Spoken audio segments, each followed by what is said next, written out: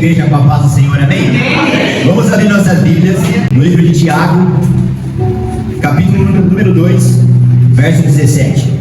Diz assim a palavra do Senhor: assim também a fé, se não tiver as obras, é morta em si mesma. Mais uma vez.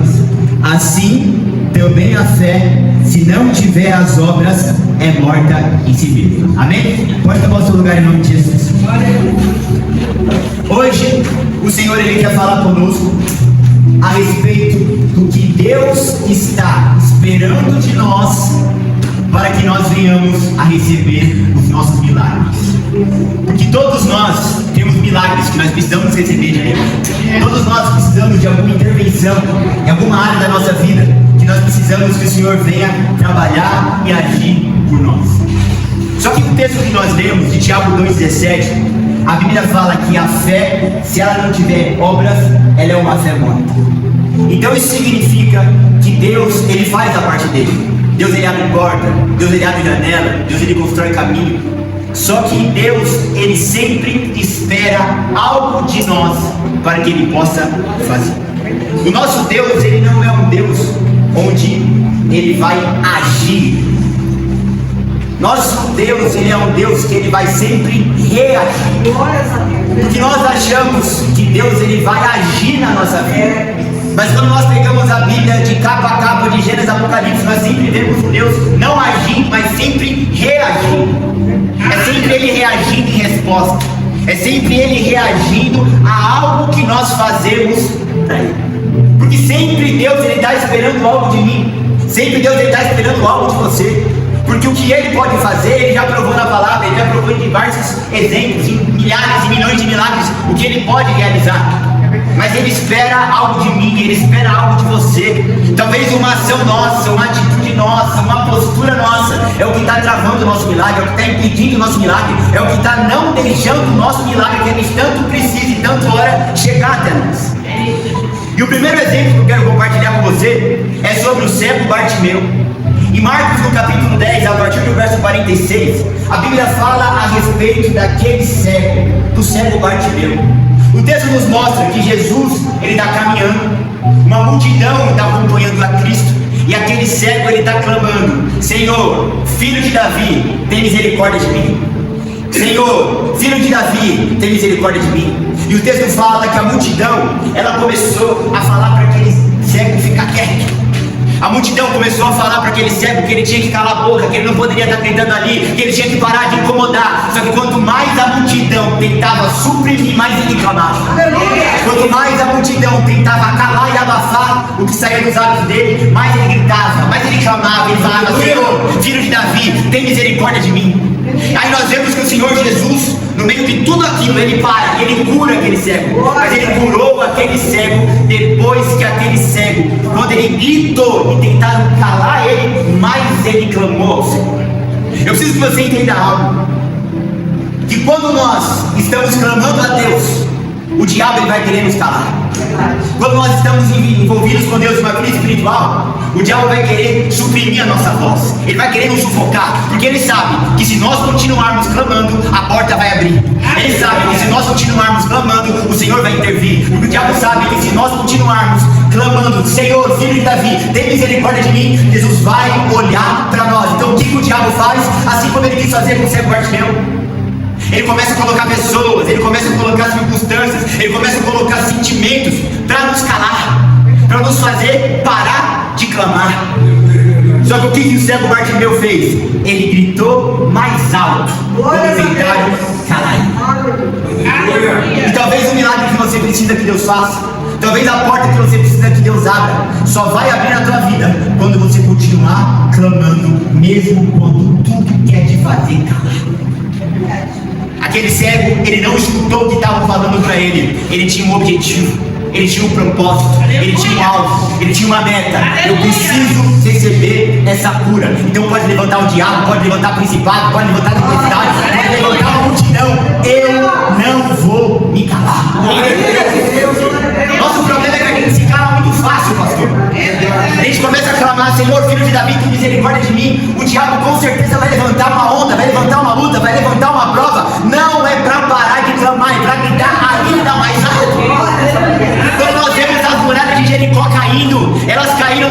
do silêncio, não, depois do barulho. Precisamos abalar o inferno. Precisamos abalar com barulho, com movimento espiritual. Precisamos clamar: Senhor, filho de Davi, tem misericórdia de mim. Para que aquele cego ia parar de clamar? Ele voltou a enxergar? Não. Para que você parou de orar? Você recebeu o que você precisa? Não. Por que você diminuiu o nível da oração? A porta foi aberta? Não. Então por que você diminuiu, pelo amor de Deus? Por que você parou de clamar, pelo amor de Deus? Aleluia! Está vendo só como não é o que Deus pode ou não pode fazer, mas é sobre o que Ele espera de nós? O próximo exemplo é sobre a mulher cananeia. Em Mateus no capítulo 5, conta a história da mulher cananeia. E a mulher cananeia, ela tinha uma filha que era possessa. A mulher cananeia, ela tinha uma filha que precisava que aquela filha fosse liberta. E aquela mulher cananeia, quando ela chegou até Jesus, ela foi completamente ignorada por ele. Quem não lembra aquela mulher que chega para Jesus para pedir uma intervenção? E Jesus compara ela com cachorros. Só que ela fala para Cristo o seguinte: mas Senhor, os cachorrinhos também comem da migalha que cai na mesa do seu Senhor. O que significa? Aquela mulher, ela estava clamando, aquela mulher, ela estava pedindo, aquela mulher, ela estava precisando da libertação daquela filha. E quando ela foi até Jesus, Jesus não deu para ela de primeiro aquilo que ela veio pedir, mas Jesus ignorou ela para ver até onde ela ia. Em algumas situações, você vai até Jesus e a resposta dele para você vai ser um te ignorar. Assim como ele fez com aquela mulher. Ela foi chegar nele e falar: Senhor, liberta minha filha. Senhor, a minha filha está com esse problema, com aquele problema, com aquele problema. Ele falou assim: não é justo eu tirar dos meus para dar para os outros. Naquele momento ela poderia ter se magoado. Naquele momento ela poderia ter se sentido ofendida. Naquele momento ela poderia ter pegado a filhinha dela, as coisas dela, virado as costas e ido embora. Mas ela não saiu, porque ela falou assim: eu vou atrás de quem, Marcela? Aleluia! Eu vou atrás de quem, Rosana? Eu vou atrás de quem?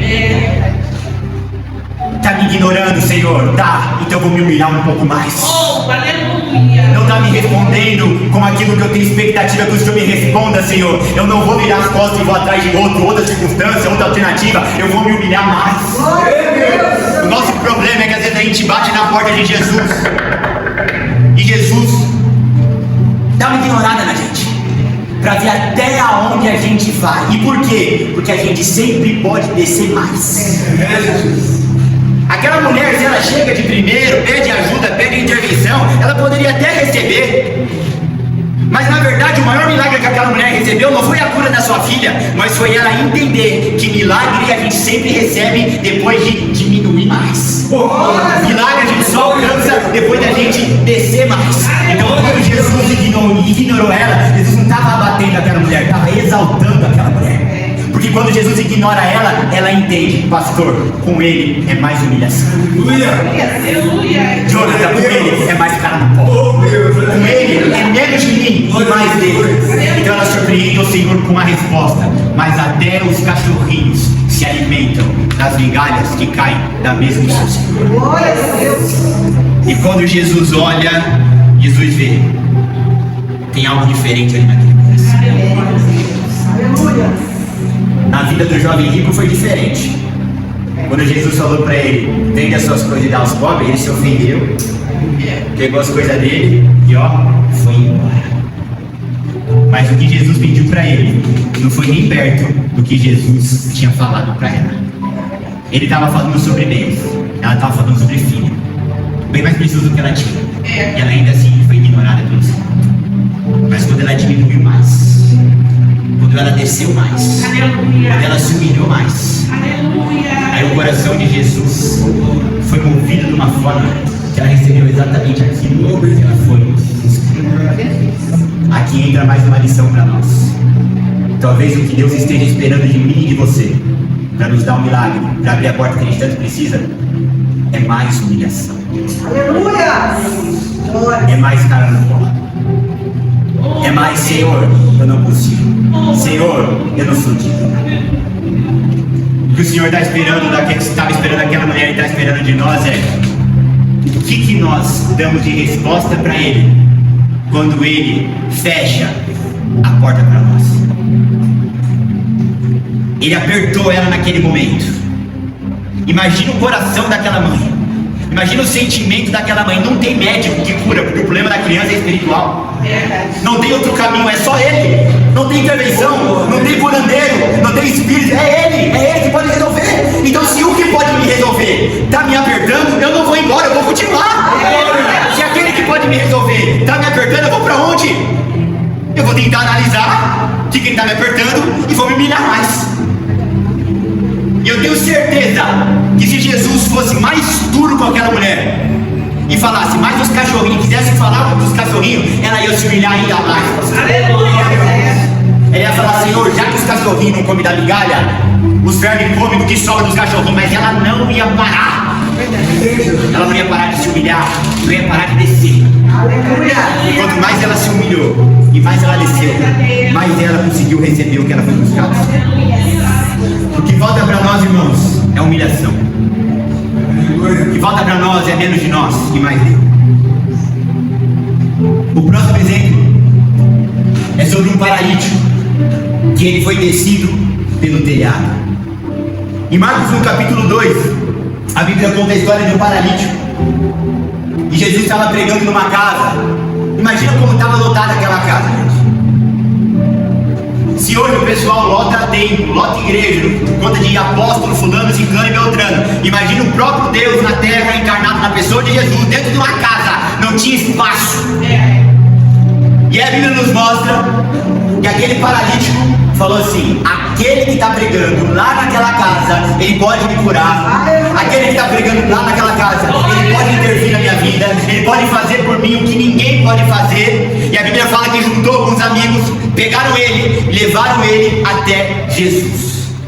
Só que imagina, você está carregando um paralítico, você está carregando um doente na cama dele e não tem espaço para entrar pela porta. Imagina você estar com um paralítico, carregando um doente, um homem adulto. E o homem adulto, mesmo que ele seja magro, ele é pesado. E você não consegue chegar na casa. A única saída é o quê? É a porta? Não. É a janela? Não. É o telhado.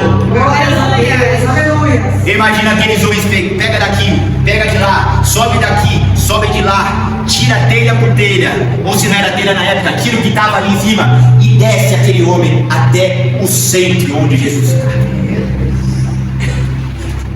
O nosso problema é que nós, quando enfrentamos a primeira dificuldade, a gente começa a buscar desculpa para não ir até Jesus. Meu Deus!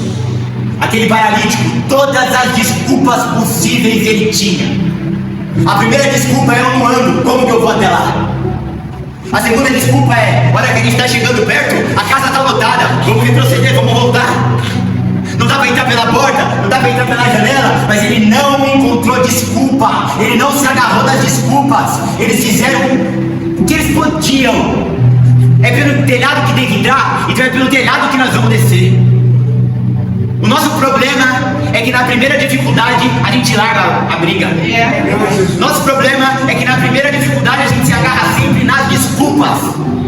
Eu não vou para a igreja por conta disso, eu não vou para a igreja por conta daquilo, eu não vou para a igreja por conta daquilo outro. Então você não vai receber o teu milagre. Sinto muito, Jesus não opera na tua casa, ele opera aqui. Ele pode fazer na minha casa, pode, mas você está paralítico? Não, então ele não vai na tua casa, ele vai vir aqui. E é aqui que você recebe o milagre. Se a gente está andando,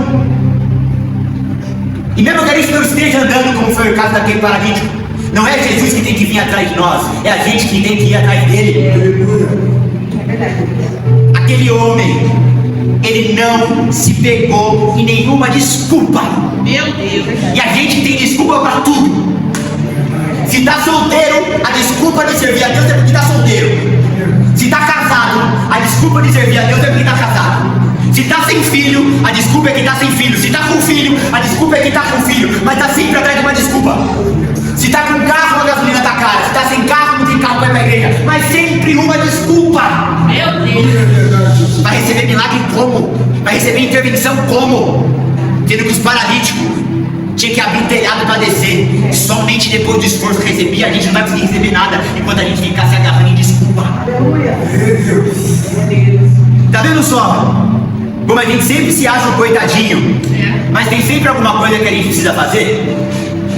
Tá vendo só como a gente está sempre questionando ao Senhor a respeito de milagre? Abre aquela porta, abre aquela janela, parece que o Senhor não faz nada na minha vida, mas tem sempre alguma coisa que Ele espera de nós e a gente não está realizando, a gente não está fazendo.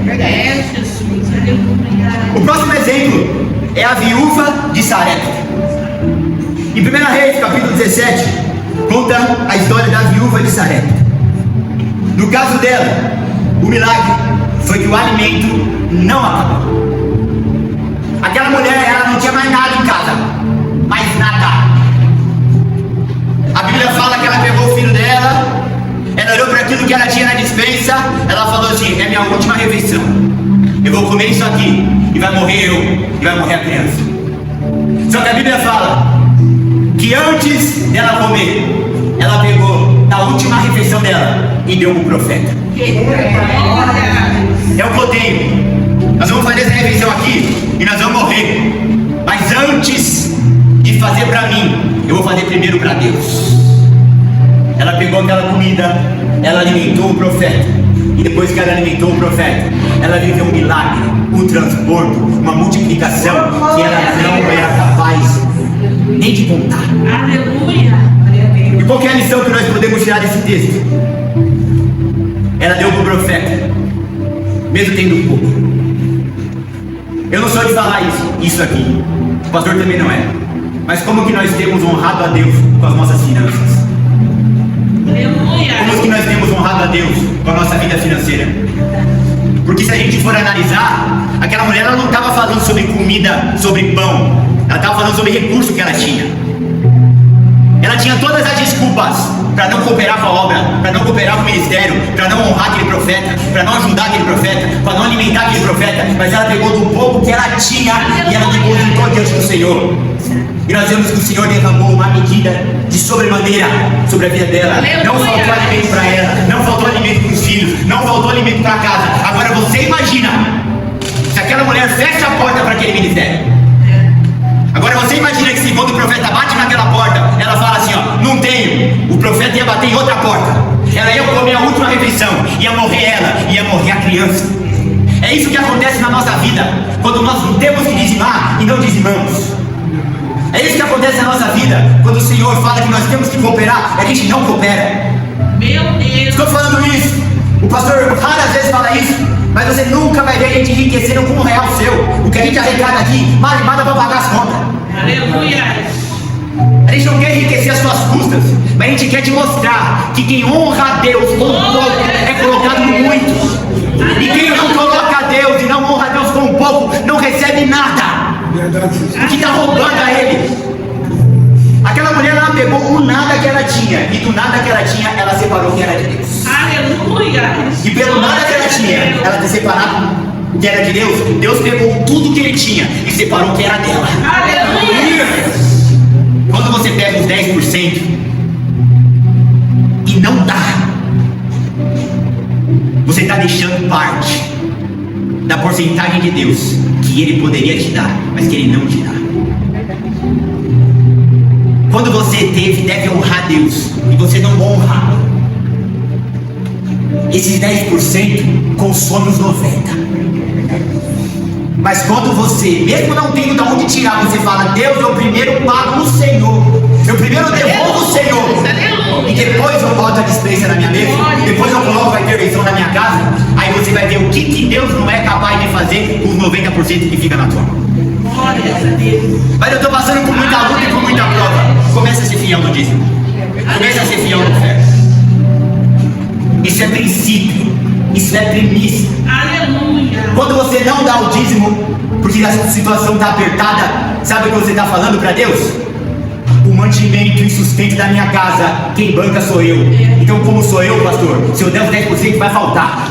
Meu Deus!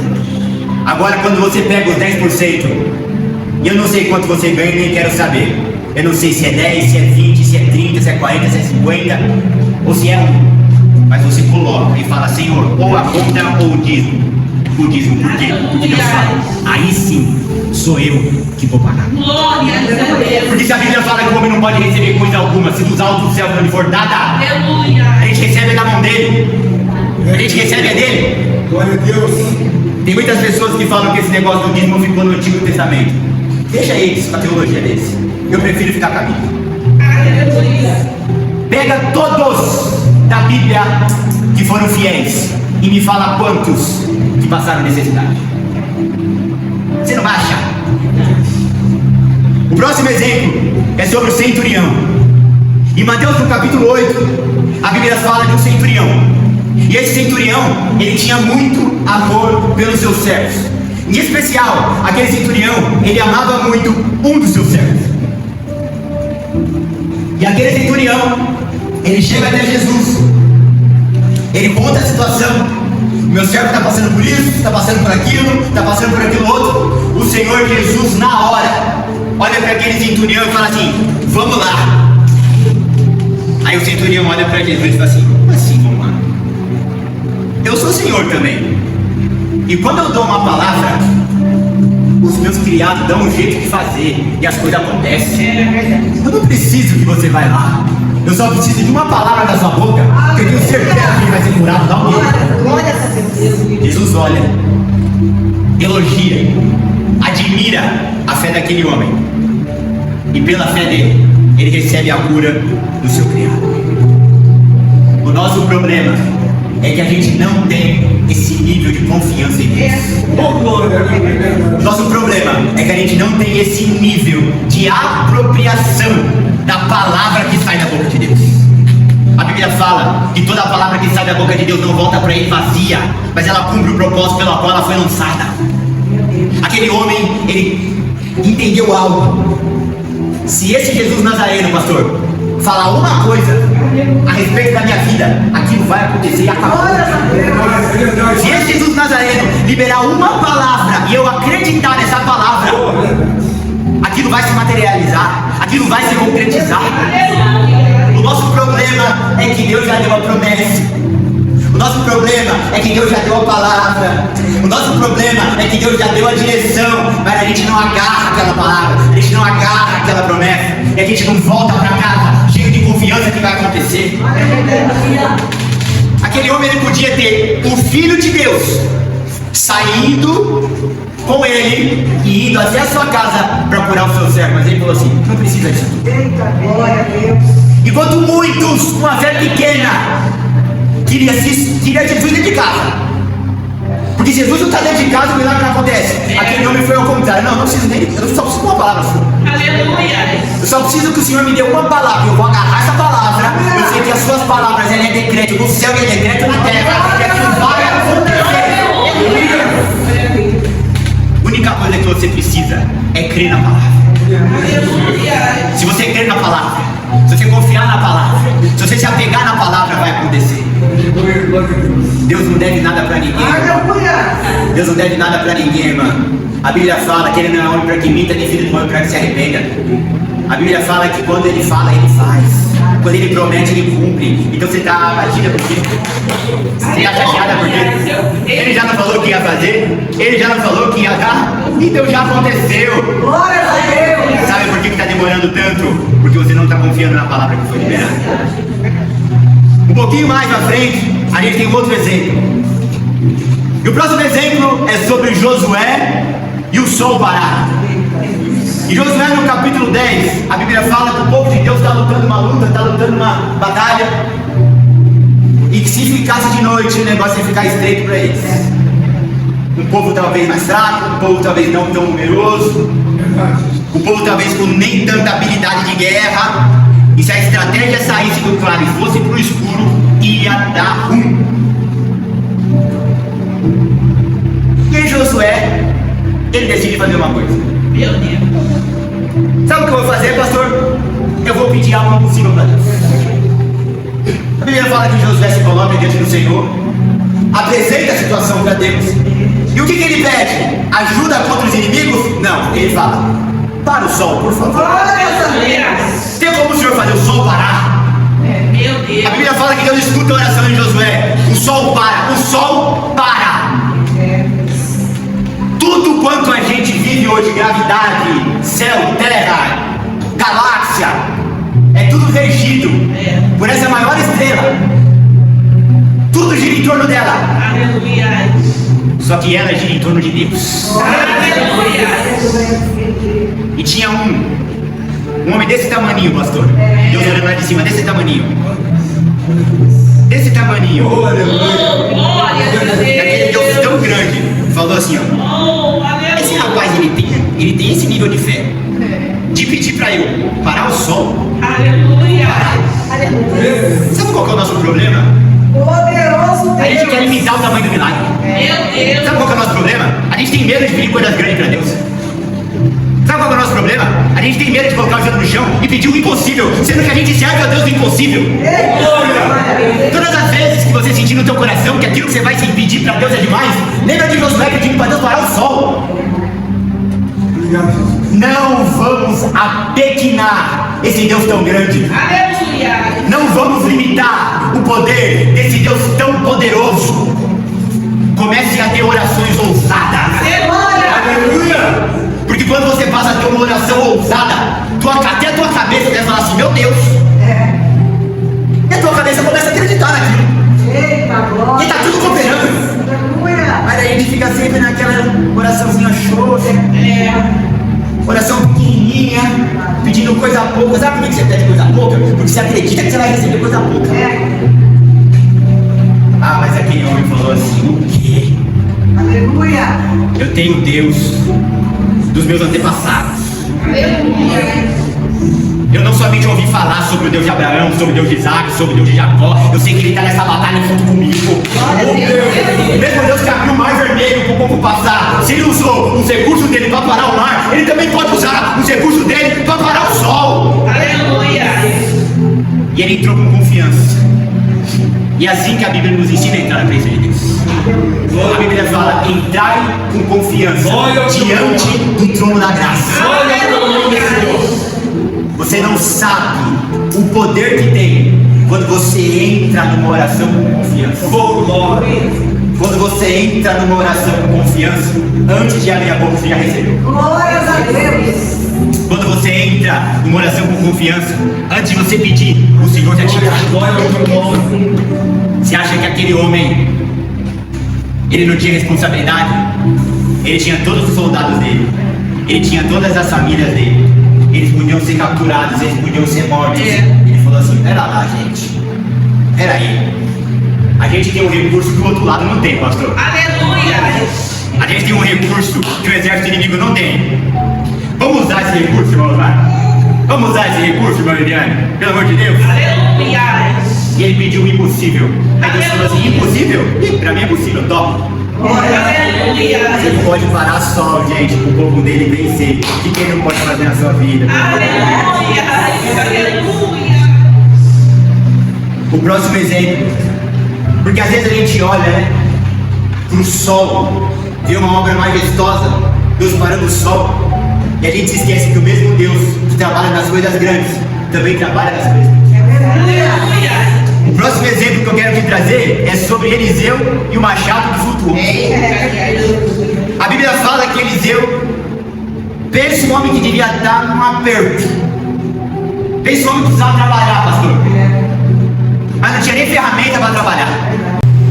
Porque nós temos homens de Deus que em determinadas guerras, em determinadas lutas, pedem o impossível e entregam o impossível para Deus, e Deus age. Mas nós também temos homens de Deus que até nas pequenas coisas, até nos pequenos detalhes, eles envolvem o Senhor. A Bíblia fala que aquele machado bateu, aquele machado voou, aquele machado afundou na água. E aquele homem falou, ai Senhor meu, era emprestado. E a Bíblia fala que quando aquele simples machado é apresentado para Deus, um machado que é de ferro, um machado que é pesado, ele flutua e ele morre. Aleluia. Por acaso você já viu um machado flutuar? Pega um machado e joga no mar. pega o machado e joga na piscina. Flutua. Para você não flutua. Aleluia. Para o seu Deus flutua. O nosso problema é que a gente não quer pegar as pequenas coisas, os pequenos problemas e leva para Deus. Sabe o que significa? Ai, Senhor, o machado caiu na água. É aquele, ai, Senhor, já mudou a cor até do fogão aqui, daqui a pouco o gás vai acabar. É aquele, ai, Senhor, estamos no final do mês, esqueci de pagar aquela conta. É esse machado que flutua todo dia. Só que o Senhor está me direcionando a te falar: apresente esses machados para Ele. Aleluia. Que Ele vai fazer. Apresente esses machados para Ele, que Ele vai fazer cuidar. Aleluia. O próximo exemplo, e eu sempre falo dele, vou falar mais uma vez, porque não tem como não deixar de fora. É sobre Daniel na cova dos leões. E Daniel no capítulo 6.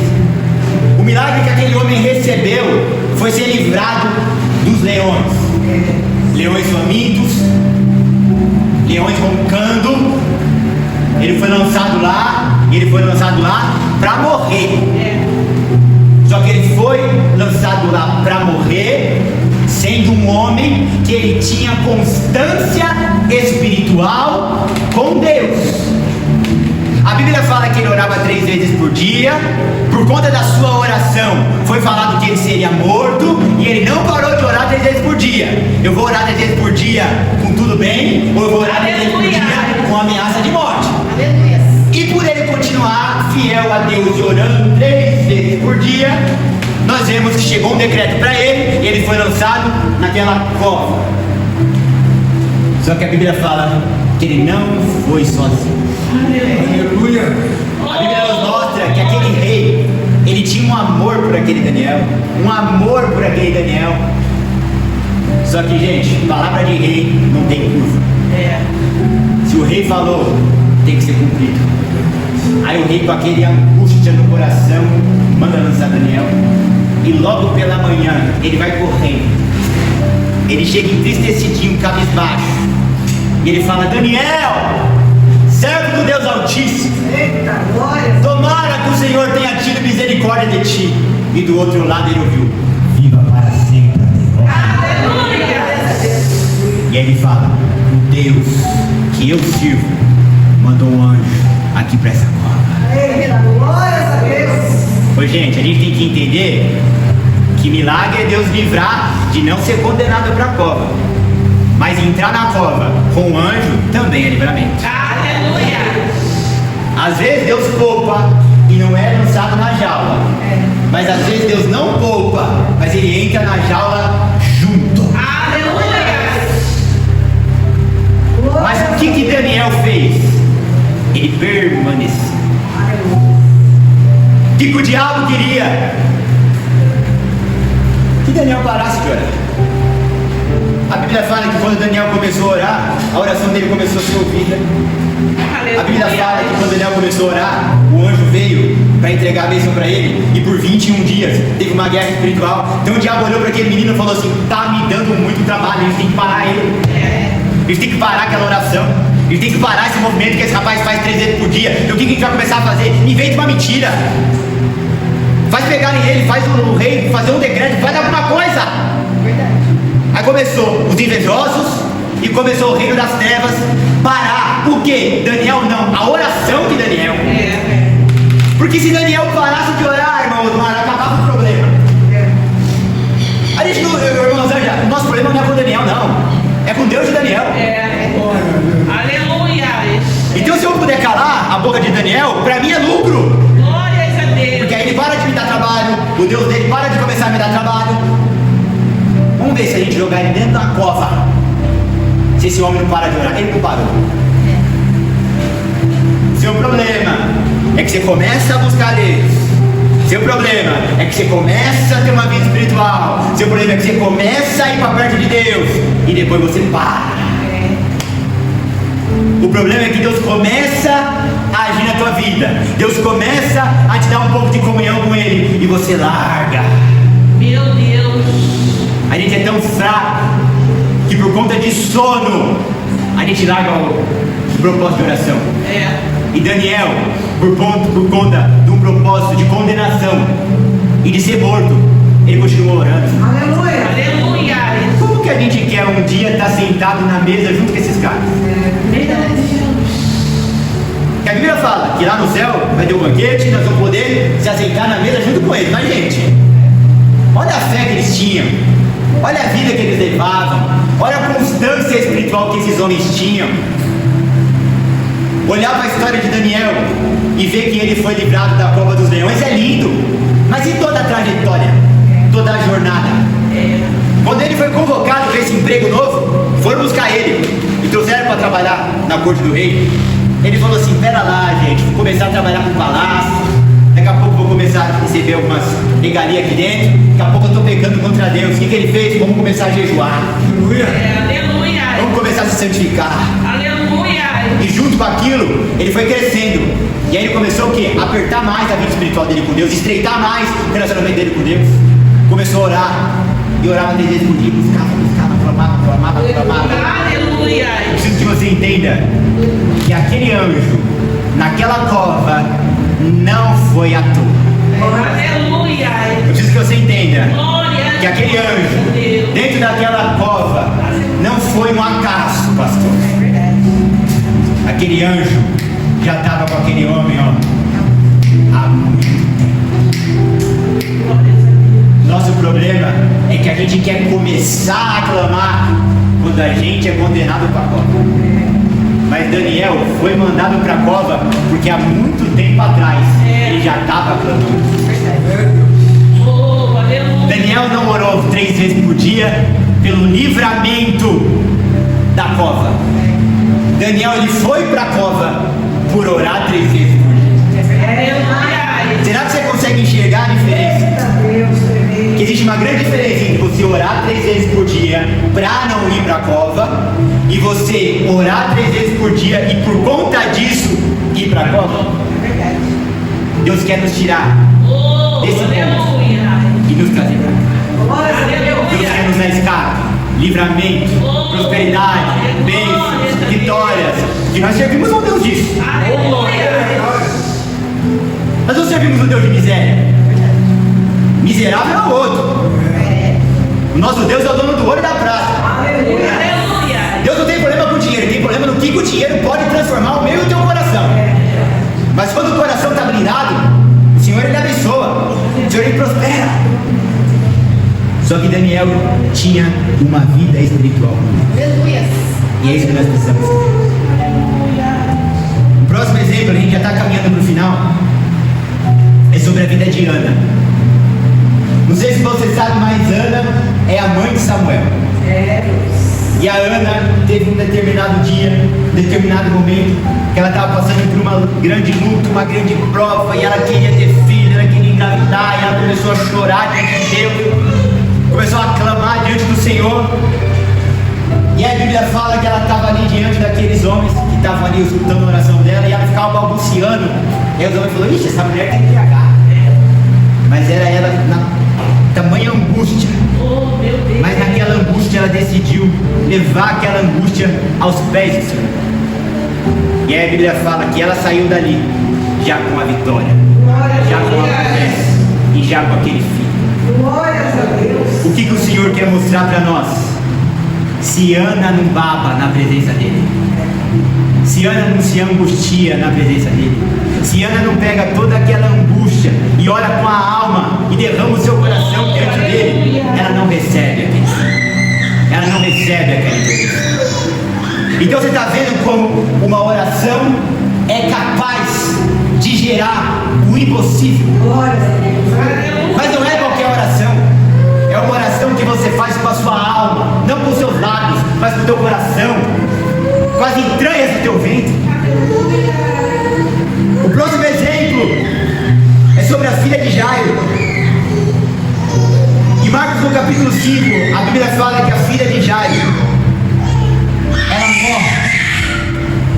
Jesus está pregando, Jesus está curando, Jesus está trabalhando, Jesus está fazendo muitas coisas, e Jairo vai até o Senhor para ter um encontro com Deus, pedindo para Jesus ir até a sua casa, para ajudá-lo com aquela situação da sua filha. Enquanto Jairo estava conversando com Jesus, vieram com a notícia da sua casa e falaram assim para Jairo: por que você está incomodando tanto, mestre? A menina já está morta. Sabe o que Jesus fala para Jairo? Jairo, não temas, crê somente. Aleluia. E a Bíblia fala que ele está aqui com Jesus, uma notícia de morte. Jesus fala assim: não temas, crê somente. Vamos lá para tua casa agora, porque a menina não está morta, a menina dorme. Aleluia. E Jairo foi. Jairo não foi confiado nas vozes daqueles que trouxeram a notícia que a menina estava morta, mas Jairo foi confiando na voz de Jesus. Falou que a menina ainda ia viver. Qual a lição que fica? A lição que fica desse homem é que diante de nós temos sempre duas opções e duas escolhas. Ou a gente acredita na morte, ou a gente acredita naquele que é capaz de tornar uma pessoa morta em viva. Ou a gente acredita na notícia ruim, ou a gente acredita que Jesus é poderoso para dar escape e para dar livramento. O milagre de Jairo não acontece quando Jesus chega na sua casa. O milagre de Jairo acontece quando Jairo decide escutar a Jesus e não escutar que a menina estava morta. Glórias a Deus. Nosso problema é que a gente dá ouvidos para tudo, menos para Deus. Você tem que parar de se importar com o que os outros acham, com o que os outros falam, com as notícias que você lê. Você tem que começar a se importar com Deus que você serve. Aleluia. E viver uma vida de não temas, mas crê somente. Aleluia. E o último exemplo Aleluia. que eu quero trazer para vocês nessa manhã é sobre a pesca maravilhosa. A pesca maravilhosa é um momento onde está ali Pedro com todos os seus dentro de um barco. A Bíblia fala ali em Lucas no capítulo 5 que eles pescaram a noite inteira, eles não pegaram um peixe. Passaram a madrugada inteira pescando, lançando rede para a direita, lançando rede para a esquerda, para frente e para trás. Já tinham tentado tudo, já estavam cansados e não pegaram um peixe. De manhã cedo, Jesus aparece na beira da praia. Aleluia. Jesus olha para eles e fala assim: ó, joga a rede para a direita. Aleluia. Aleluia. Eles falam assim: Senhor, trabalhamos a noite inteira, mas segundo as suas palavras lançaremos a rede. Pegaram a rede, lançaram para a direita. A hora que bateu na água, a Bíblia fala que começou a dar tanto peixe, mas tanto peixe, que eles começaram a gritar para os barcos do lado: vem ajudar, senão nós vamos afundar. Aleluia. Os outros barcos gostaram, começaram a dividir o peixe entre os barcos. Os dois barcos começaram a afundar. Por quê? Porque é muito peixe, pastor. Mas como que pode? Agora há pouco, minutos, horas atrás, não tinha peixe nesse lago. O que não tinha, não era peixe, era a ausência de uma palavra minha. O que faltava não era peixe, era você começar a lançar a rede segundo a minha voz. Nosso problema, igreja, é que a gente quer trabalhar, a gente quer fazer, a gente quer acontecer, a gente quer romper a vida, pastor, mas segundo nós, segundo o nosso braço, segundo a nossa força. Para com isso. Vai na palavra, vai no que Jesus manda, porque assim o esforço é menor e o resultado é muito maior. Eu não sei o que na sua vida você tem tentado fazer e há muito tempo não está conseguindo, mas uma coisa que eu sei, eu fecho por aqui, é que se você tentar de novo, mas não ir mais confiado na tua experiência de pescador, e confiado na palavra que ele tem para você, vai ter tanto peixe nesse barco que vai ter que chamar os outros, pastor, porque senão vai dar maior prejuízo que o barco vai afundar. Amém? Agradeço a oportunidade em nome de Jesus e as palmas.